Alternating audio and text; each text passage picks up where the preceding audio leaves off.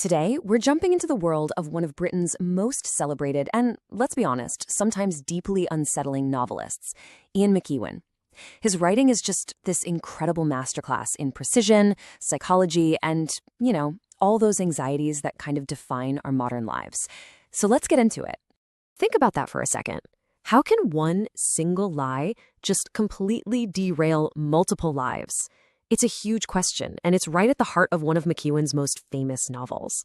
And really, it's this core idea that one tiny fleeting moment can ripple outwards with absolutely devastating results that we're going to unpack today. So who is this guy who so expertly gets inside our heads? Well, Ian McEwan is a true literary craftsman. He's famous for building this incredible tension, not just from big dramatic events, but from the deep and often pretty dark inner worlds of his characters. Okay, so let's get a feel for who we're talking about. Born in 1948, McEwan became this absolute giant in British literature. His writing is famously precise. I mean, every single word feels chosen with surgical care. He even won the Booker Prize for his novel Amsterdam. But what he's really known for is his incredible psychological insight. He loves to explore these tough moral dilemmas, which you can see perfectly in Atonement, the book that became that amazing Oscar-winning movie. So here's our game plan for today. First, we'll look at what I'm calling the weight of a moment. Then we'll dive into Minds Under Pressure, which is classic McEwan. After that, we'll see how his work reflects the anxieties of our age. And finally, we'll pull it all together to really understand the McEwan legacy.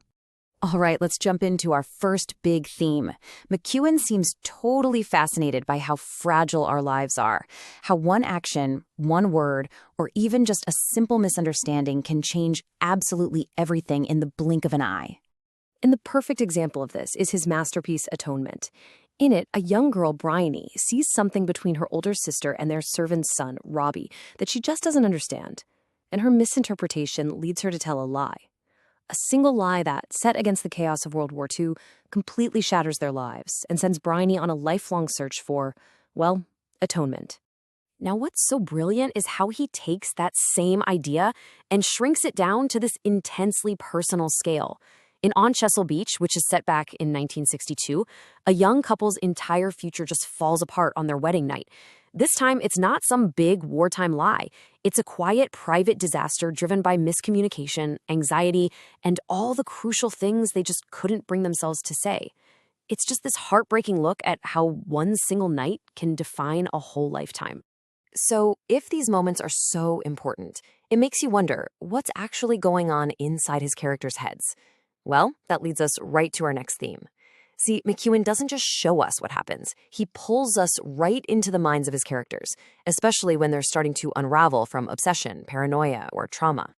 And you've probably never seen this kind of psychological pressure more intensely than in his thriller Enduring Love. It all kicks off with this horrific hot air balloon accident. And in the aftermath, our main character, a super-rational science writer named Joe, becomes the target of Jed, another man from the scene who develops this powerful, obsessive, and completely delusional love for him. The whole book is just this incredibly tense ride into how trauma can completely shatter someone's grip on reality. And this fascination with dark psychology isn't something new for him. It goes way back.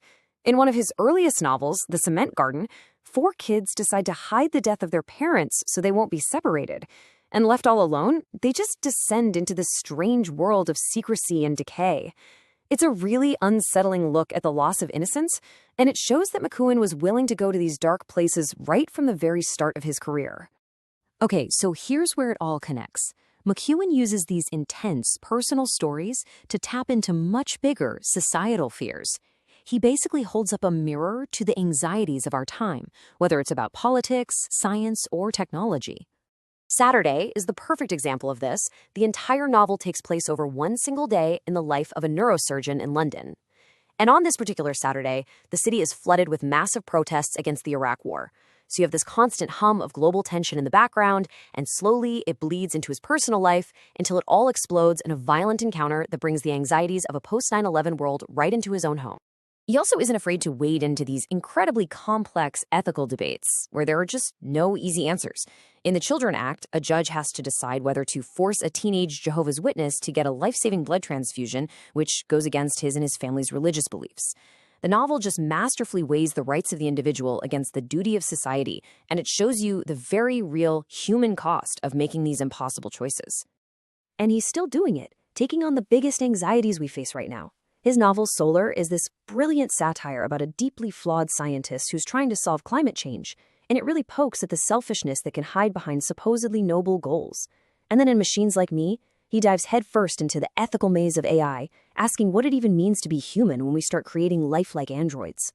So, after all that, when you put it all together, what's the big picture? What is Ian McEwan's lasting impact? And why does he matter so much? Okay, if you take away just a few things from this, here they are. First, he shows us again and again how tiny, seemingly small moments can have massive, life-changing results. Second, he is an absolute master at getting inside the human mind when it's under extreme pressure. Third, his books are like a chronicle of our modern anxieties, both personal and political.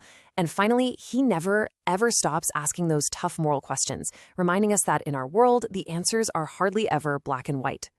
Which, brings us right back to where we started, with Atonement. Because at the end of that novel, we're suddenly forced to question the very story we've just been told, and it leaves you with this incredible, lingering question.